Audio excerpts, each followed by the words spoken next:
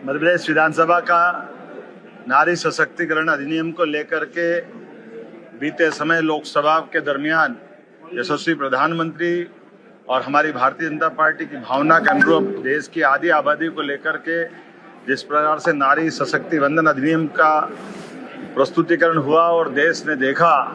Congress, DMK, Sapa, TMC तमाम विपक्षी दलों ने मिलकर के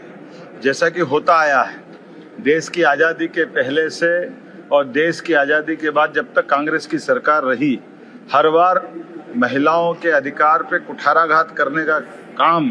अगर किसी ने किया तो कांग्रेस ने और उनके साथियों ने कहा। पहले जब पक्ष में थे तब पक्ष में वही रोल रखा और जब अब प्रतिपक्ष में तब भी बहनों के अधिकार को देने से उनको वंचित करने का काम किसी ने किया है तो कांग्रेस और उनके लोगों ने किया है। आज हमारी मध्य प्रदेश विधानसभा में आज एक दिवसीय संकल्प इसी बात के लिए लेकर आगे बढ़े थे। 1972 में तत्कालीन प्रधानमंत्री इंदिरा गांधी ने जो परिसीमन के साथ सीलिंग लगाने का प्रयास किया था 42वें संविधान संशोधन के माध्यम से कि देश की आधी आबादी के लिए भविष्य में कोई सीट नहीं बढ़ाई जा सकेगी। आरक्षण को लेकर भी उनकी जो दुविधा रही है वो परिणाम रहा है कि चाहे साहबानों का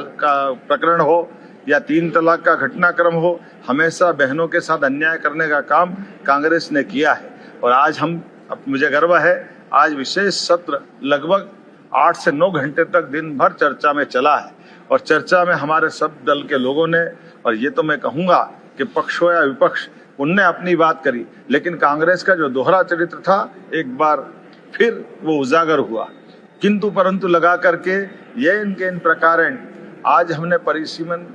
आयोग के साथ ये जो नारी सशक्तिकरण अधिनियम को संकल्प को पारित करने का उनके साथ आह्वान किया। जैसा हमेशा होता आया, कांग्रेस ने फिर अपनी बात को से पलटते हुए वही तरीका लगाते हुए उससे भागने का काम किया। मुझे इस बात का संतोष है, हमारे दल के केवल 5 सदस्य विशेष कारण से, कोई बीमार या कोई कारण था, उनकी अनुपस्थित रही है। बाकी सब लोगों ने बढ़ चढ़ करके भाग लिया। इस प्रस्ताव पर चर्चा भी हुई और हमने जो हमारा संकल्प है कि आधी आबादी के लिए जिस प्रकार से आज हमारे पास संसद और उसमें 2/3 बहुमत का